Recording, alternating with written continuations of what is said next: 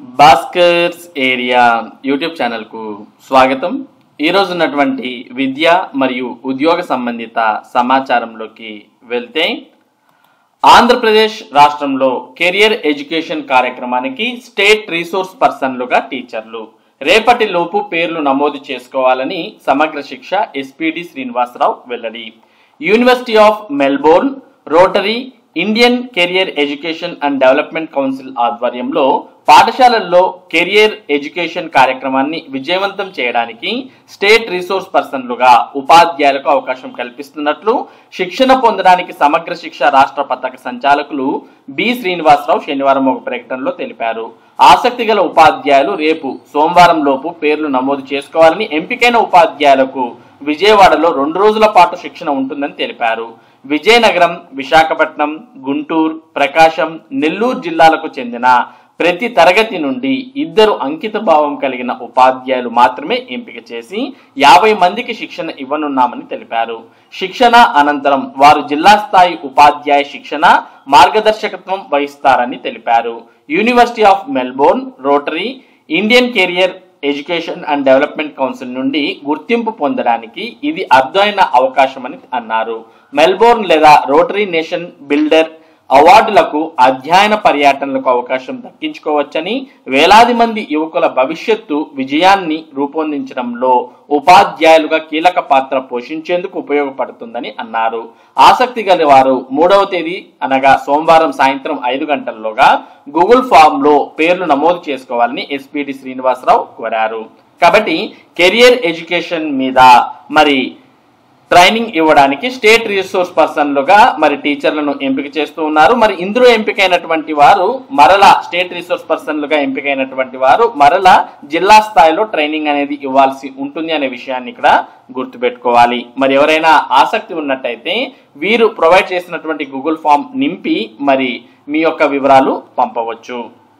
ఇక మరోపక్క intermediate online మూల్యాంకనం అనేది నేటి నుంచి ప్రారంభం కాబోతోంది. దానికి సంబంధించిన సమాచారాన్ని కూడా మనం ఇక్కడ చూస్తూ ఉన్నాం. నేటి నుంచి ఇంటర్ ఆన్లైన్ మూల్యాంకనం ప్రారంభం. ఇంటర్మీడియట్ సప్లిమెంటరీ పరీక్షల మూల్యాంకనం ఆదివారం నుంచి ఆరంభం కానుంది. ఆన్లైన్ లో మూల్యాంకనం నిర్వహించనున్నారు. 31న సప్లిమెంటరీ పరీక్షలు ముగిశాయి.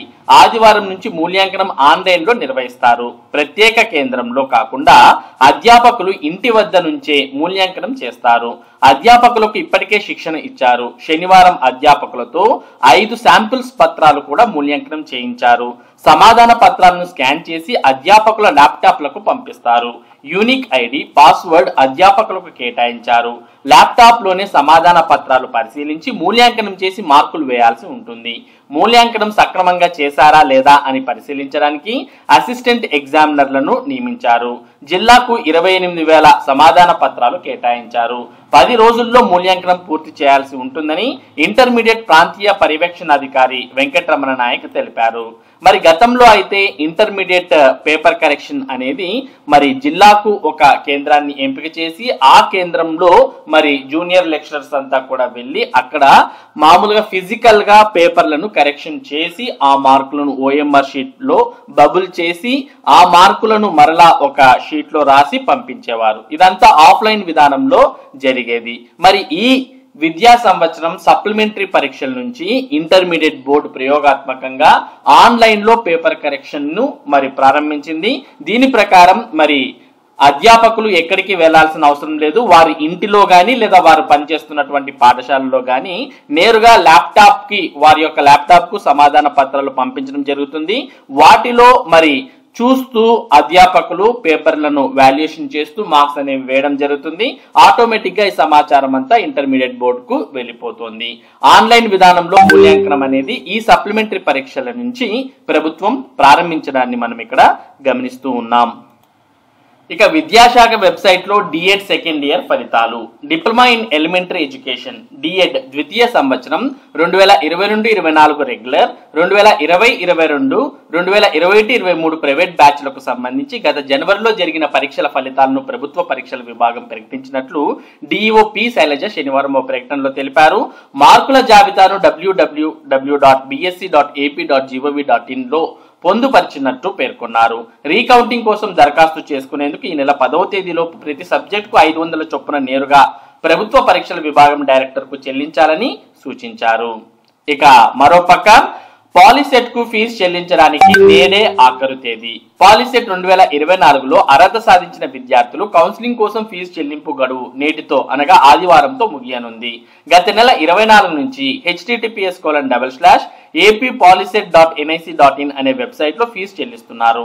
ఆన్లైన్ లో ఫీజులు చెల్లించిన విద్యార్థుల విద్యార్హత ధృవపత్రాల పరిశీలన గత నెల 27 నుంచి ఈ నెల 6వ తేదీ వరకు ఉంటుంది. ధృవపత్రాల పరిశీలన అనంతరం 7వ తేదీ నుంచి 10వ తేదీ వరకు కాలేజీ కోర్స్ ఆప్షన్లు ఇచ్చుకోవచ్చు. ఆప్షన్లు మార్చుకునేందుకు 11వ తేదీ అవకాశం ఇచ్చారు. సీట్లు కేటాయింపు 13వ తేదీన జరగనుంది.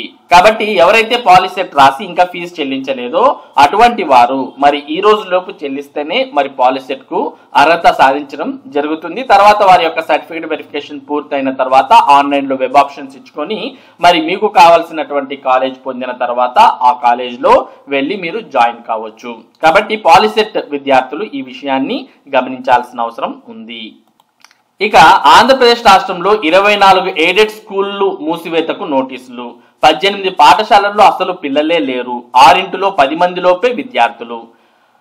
ప్రకాశం జిల్లా ఒంగోలులో 24 ఎయిడెడ్ పాఠశాలలు మూసివేతకు రంగం సిద్ధమైంది. అసలు పిల్లలే లేని జీరో ఎన్రోల్మెంట్ 10 మందిలోపు విద్యార్థులు ఉన్న వాటిని గుర్తించి యాజమాన్యాలకు నోటీసులు జారీ చేసి మూసివేయాలని ప్రభుత్వం డిఈఓని ఆదేశించింది. ఈ మేరకు 2022-23, 23-24 విద్యా సంవత్సరంలో పిల్లలు లేని పాఠశాలలపై వేటు పడనుంది. అధికారులు తేల్చిన లెక్కల ప్రకారం ఈ 2 విద్యా సంవత్సరాల్లో 18 పాఠశాలల్లో అసలు విద్యార్థులు లేరు. మరో 6 10 మందిలోపు ఉన్నారు.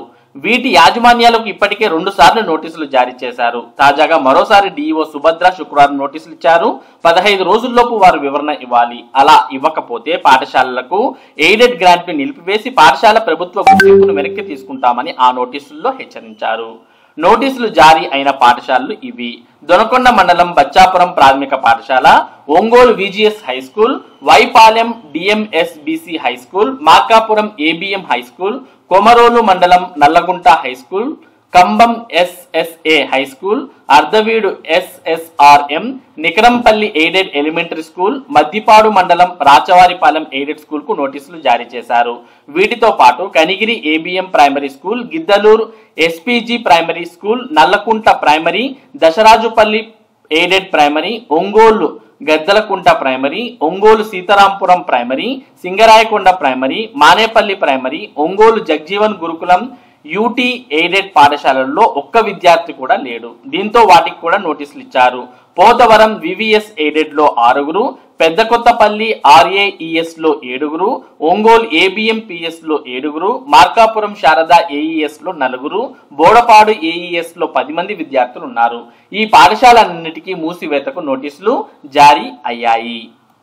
ఇక జగనన్న విద్యా కానుక రెడీ. 38 లక్షల కిట్లు సిద్ధం చేసిన పాఠశాల విద్యాశాఖ మండల కేంద్రాలకు బ్యాగులు, పుస్తకాలు, యూనిఫామ్లు చేరవేత. 3.12 కోట్ల మొదటి సెమిస్టర్ పుస్తకాలు సైతం పంపిణీకి సిద్ధం. ఈ నెల 12న పాఠశాల తెరిపించిన మొదటి రోజే పంపిణీకి ఏర్పాట్లు. ప్రభుత్వ పాఠశాలలో చదువుతున్న పేద విద్యార్థులకు జగనన్న విద్యా కానుక కింద ఏటా అందిస్తున్న ఉచిత పుస్తకాలు, యూనిఫామ్, బూట్లతో కూడిన కిట్లు పంపిణీని రాష్ట్ర ప్రభుత్వం సిద్ధం చేసింది.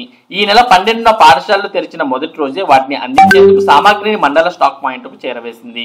2024-25 విద్యా సంవత్సరానికి సంబంధించి 1 నుంచి 10వ తరగతి వరకు చదువుతున్న విద్యార్థులకు మొదటి సెమిస్టర్ లో బోధించే 3.12 కోట్ల పాఠ్య పుస్తకాలు మండల స్టాక్ పాయింట్లకు ఇప్పటికే చేరవేశారు. యూనిఫామ్ సరఫరా శనివారం నుంచి మొదలైంది. వస్తువులను ఒక్కొక్కటిగా స్టాక్ పాయింట్కు చేర్చిన అనంతరం అక్కడ తరగతుల వారీగా కిట్లను రెడీ చేస్తున్నారు. గత విద్యా సంవత్సరంలో దాదాపు 43 లక్షల మంది విద్యార్థులకు కిట్లను పంపిణీ చేయగా మిగిలిన 2 లక్షల కిట్లకు అదనంగా ఈ విద్యా సంవత్సరానికి 36 లక్షల కిట్లను అధికారులు సిద్ధం చేశారు. విద్యార్థుల సంఖ్య పెరుగుదలకు అనుగుణంగా వస్తువులను అందించేలా సరఫరాదారులకు ఆదేశాలు జారీ చేశారు. అన్ని సబ్జెక్టుల పాఠ్య పుస్తకాలు, TOEFL work book, future skill subject పుస్తకంతో పాటు 3 జతల uniform, cloth, school bag, belt, Oxford నిఘంటువు, అదేవిధంగా 1 నుంచి 5 తరగతుల విద్యార్థులకు వర్క్ బుక్స్, పిక్టోరియల్ డిక్షనరీ, 6 నుంచి 10 తరగతుల విద్యార్థులకు నోట్బుక్స్ అందించనున్నారు. ఇప్పటి వరకు విద్యా కానుక కిట్లో అందించే 9 వస్తువుల్లో బూట్లు మినహా మిగిలిన బ్యాగులు, బెల్టులు, సాక్సులు, పాఠ్య నోటు పుస్తకాలు, వర్క్ బుక్స్, డిక్షనరీ వంటి 8 రకాల వస్తువులు 90% మండల కేంద్రాలకు చేరాయి. 1-2 రోజుల్లో బూట్ల సరఫరా చేపట్టనున్నారు. పాఠశాలలకు 3.12 కోట్ల పాఠ్య పుస్తకాలు. ఫ్యూచర్ స్కిల్ ఎక్స్పర్ట్స్ గా ఇంజనీరింగ్ విద్యార్థులు. ఈ విద్యా సంవత్సరం నుంచి 8వ తరగతి విద్యార్థులకు ప్రభుత్వం ఫ్యూచర్ స్కిల్స్ కోర్సును అందుబాటులోకి తెచ్చింది. వీరి బోధనకు ఇంజనీరింగ్ చివరి సంవత్సరం విద్యార్థులను ఫ్యూచర్ స్కిల్ ఎక్స్పర్ట్ గాను నియమించింది. ఫ్యూచర్ స్కిల్ సిలబస్ ను అనుసరించి మొత్తం 4.30 లక్షల పుస్తకాలు ముద్రించి పంపిణీకి సిద్ధం చేసింది. ఇక 180 మంది పోలింగ్ సిబ్బందికి 2 ఇంక్రిమెంట్ల కట్. కలెక్టర్ విజయరామరాజు. ఎన్నికల విధుల్లో అలసత్వం వహించిన 185 మంది పోలింగ్ సిబ్బందికి 2 ఇంక్రిమెంట్లు నిలుపుదల చేస్తున్నట్లు జిల్లా ఎన్నికల అధికారి కలెక్టర్ విజయరామరాజు శనివారం ఒక ప్రకటనలో తెలిపారు. కడప జిల్లాలో ఎన్నికల విధులు కేటాయించిన సిబ్బందిలో 185 మంది మే 12, 13 తేదీల్లో పోలింగ్ విధుల్లో నిర్లక్ష్యం, అలసత్వం వహించి ఎన్నికల ప్రక్రియ ఆలస్యానికి కారకులయ్యారని తెలిపారు. దీంతో ప్రజా ప్రాతినిధ్య చట్టం 1951 సెక్షన్ 134 ప్రకారం వీరందరికీ 2 ఇంక్రిమెంట్లు నిలుపుదల చేస్తున్నట్లు తెలిపారు. ఎన్నికల ప్రక్రియకు సంబంధించి సిబ్బంది అలసత్వం వహిస్తే ఉపేక్షించేది లేదని స్పష్టం చేశారు. మరోపక్క పోస్టల్ బ్యాలెట్ల వివాదం జోక్యానికి హైకోర్టు నో. ఇది కూడా ఎన్నికల ఫలితాల కిందకే వస్తుందని, అభ్యంతరాలుంటే ఎలక్షన్ పిటిషన్ వేసుకోవాలని వైసీపీకి ఆదేశాలు. మరి ఇవి ఈ రోజు ఉన్నటువంటి విద్యా మరియు ఉద్యోగ సంబంధిత సమాచారం. ఇటువంటి ముఖ్యమైన సమాచారాన్ని భాస్కర్స్ ఏరియా మీకు అందిస్తూ ఉంటుంది. మరి ఈ సమాచారం మీరు మిస్ కాకుండా పొందడానికి మన భాస్కర్స్ ఏరియా యూట్యూబ్ ఛానల్ కు సబ్స్క్రైబ్ అవ్వండి. Thank you for watching this video.